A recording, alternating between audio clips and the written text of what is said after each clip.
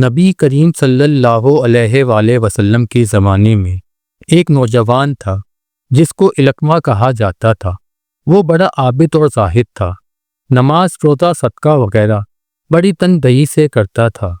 وہ بیمار ہو گیا اور مرض شدت پکڑ گئی تو اس کی بیوی نے جناب رسول صلی اللہ علیہ وآلہ وسلم کی خدمت اقدس میں ایک آدمی بھیجا کہ میرا خاوند علقمہ نازع کی حالت میں ہے۔ مجھ کو خیال آیا کہ اس کی حالت کی آپ صلی اللہ علیہ وآلہ وسلم کو اطلاع کر دوں۔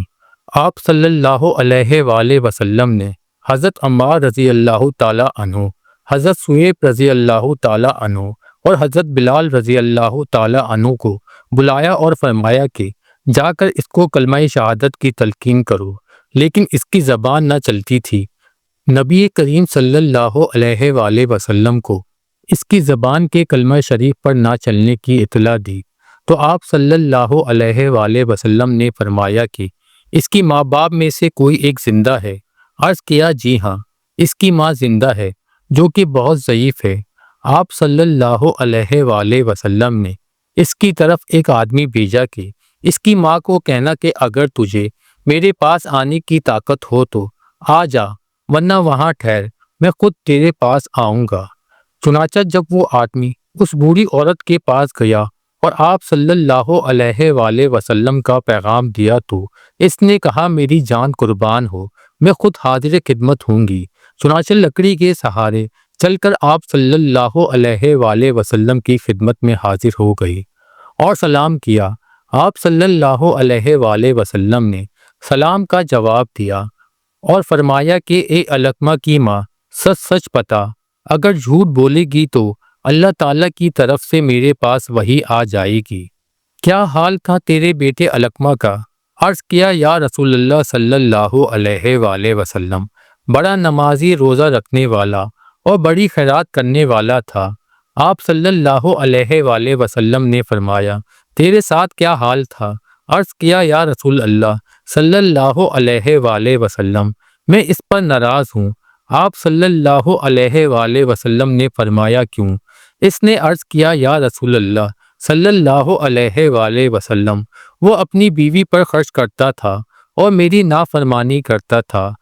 آپ صلی اللہ علیہ وآلہ وسلم نے فرمایا اس کی ماں کی نافرمانی روک رہی ہے اس کی زبان کو کلمہ پڑھنے سے۔ پھر فرمایا اے بلال، جاؤ اور بہت سی لکڑیاں جمع کرو۔ اس عورت نے کہا یا رسول اللہ صلی اللہ علیہ وآلہ وسلم، لکڑیوں کا کیا کریں گے؟ حضور اکرم صلی اللہ علیہ وآلہ وسلم نے فرمایا ان سے علقمہ کو جلائیں گے۔ اس عورت نے کہا یا رسول اللہ، وہ تو میرا بیٹا ہے، میرا دل برداشت نہیں کرتا کہ اس کو آپ صلی اللہ علیہ وآلہ وسلم آگ میں جلائیں میرے سامنے۔ آپ صلی اللہ علیہ وآلہ وسلم نے فرمایا اے علقمہ کی ماں، خدا کا عذاب تو دائمی ہے، اگر تو راضی ہے کہ اللہ تعالیٰ اس کی مغفرت فرما دے تو اس پر خوش ہو جا۔ آپ صلی اللہ علیہ وآلہ وسلم نے فرمایا قسم ہے اس ذات کی جس کے قبضے میں میری جان ہے، نہ فائدہ دے گی علقمہ کو اس کی عبادت، نماز، روزہ، خیرات وغیرہ جب تک تو ناراض رہے گی۔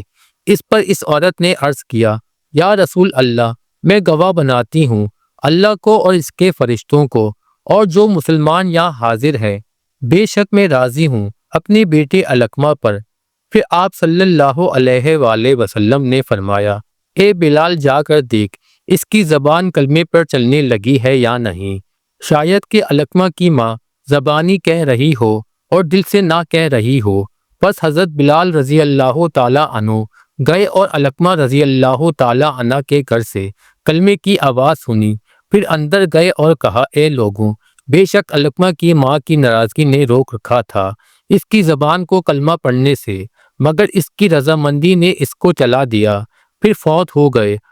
پھر آپ صلی اللہ علیہ وآلہ وسلم تشریف لائے اور حکم فرمایا اس کو غسل دو اور کفن پہناؤ۔ پھر آپ صلی اللہ علیہ وآلہ وسلم نے ان کی نماز جنازہ پڑھی۔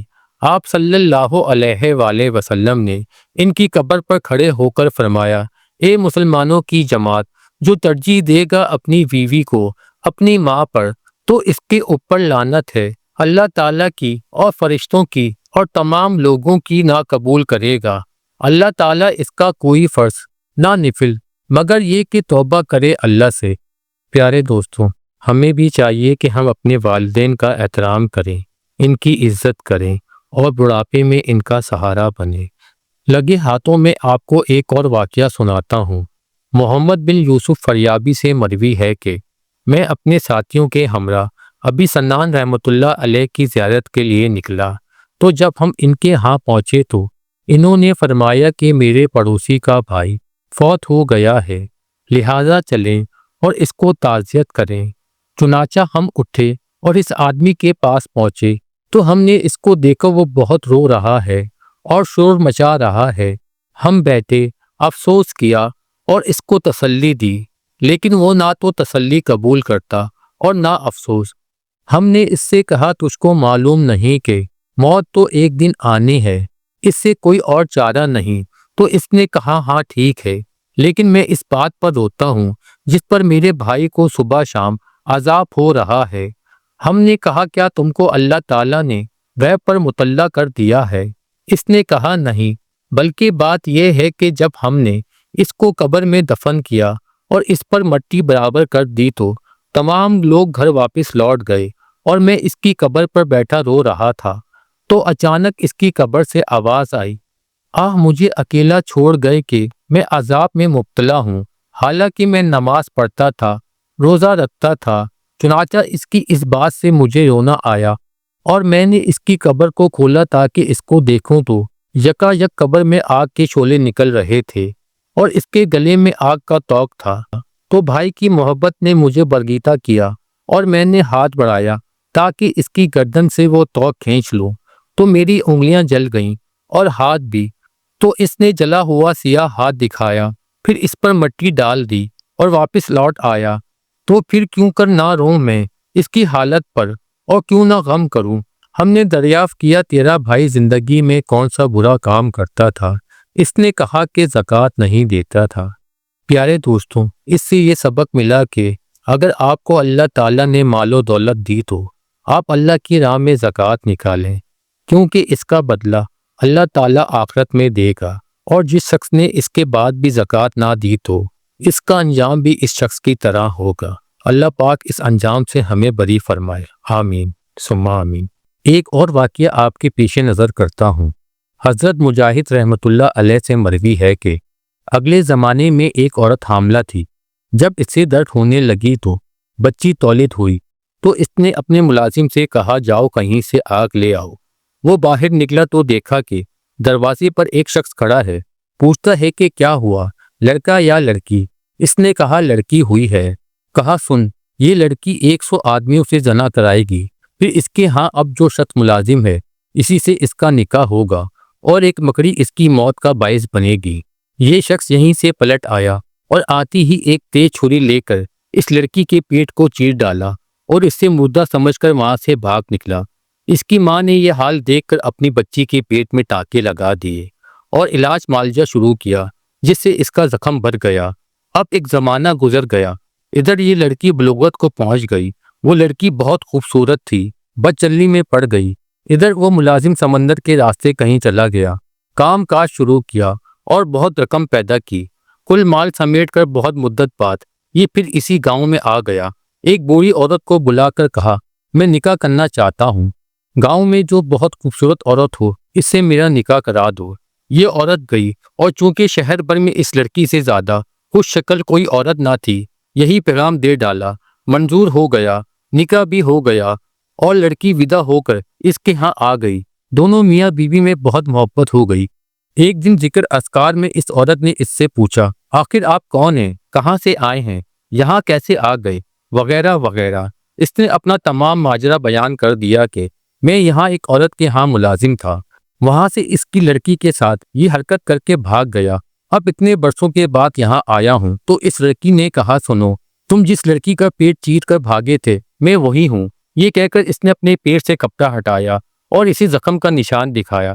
تب تو اسے یقین آ گیا اور کہنے لگا جب تو وہی ہے تو ایک بات تیری نسبت مجھے اور بھی معلوم ہے، وہ یہ کہ تو 100 آدمیوں کو مجھ سے پہلے مل چکی ہے، اس نے کہا ٹھیک ہے، یہ کام تو مجھ سے ہوا ہے لیکن گنتی یاد نہیں ہے۔ اس نے کہا تیری نسبت مجھے ایک اور بات بھی معلوم ہے، وہ یہ کہ تیری موت کا سبب ایک مکڑی بنے گی۔ خیر چونکہ مجھے تجھ سے زیادہ محبت ہے میں تیرے لیے ایک بلند و بالا پختہ اور اعلیٰ محل تعمیر کرا دیتا ہوں، تو اسی میں رہ تاکہ وہاں تک یہ کیڑے مکوڑے پہنچ ہی نہ سکیں۔ چنانچہ ایسے ہی ایک محل تعمیر ہوا اور یہ وہاں رہنے لگی۔ ایک مدت کے بعد ایک دن دونوں میاں بیوی بیٹھے تھے کہ اچانک چھت پر ایک مکڑی دکھائی دی۔ اسے دیکھتی ہی اس شخص نے کہا کہ دیکھو آج یہاں مکڑی دکھائی دی ہے۔ عورت بولی اچھا یہ میری جان لیوا ہے، اس سے پہلے کہ یہ مکڑی میری جان لے میں اس کی جان لے لیتی ہوں۔ غلاموں کو حکم دیا کہ اسے زندہ پکڑ کر میرے سامنے لاؤ۔ وہ پکڑ لائے۔ اس نے مکڑی کو زمین پر رکھ کر اپنے پیر کے انگوٹھے سے اسے مسل ڈالا۔ مکڑی کی جان نکل گئی۔ مکڑی کی جسم سے جو غلاظت نکلی اس کا آدھا قطرہ اس کے انگوٹھے کے ناخن اور گوشت کے درمیان آ پڑا۔ اس کا زہر چڑھا اور قدم سیاہ پڑ گیا اور اسی میں وہ مر گئی۔ سچ ہے تم کہیں بھی ہو موت تمہارا ٹھکانہ پا کر رہے گی۔ معزز سامعین، اگر آپ کو یہ ویڈیو پسند آئی تو میرے چینل کو لائک کریں، شیئر کریں اور سبسکرائب کریں۔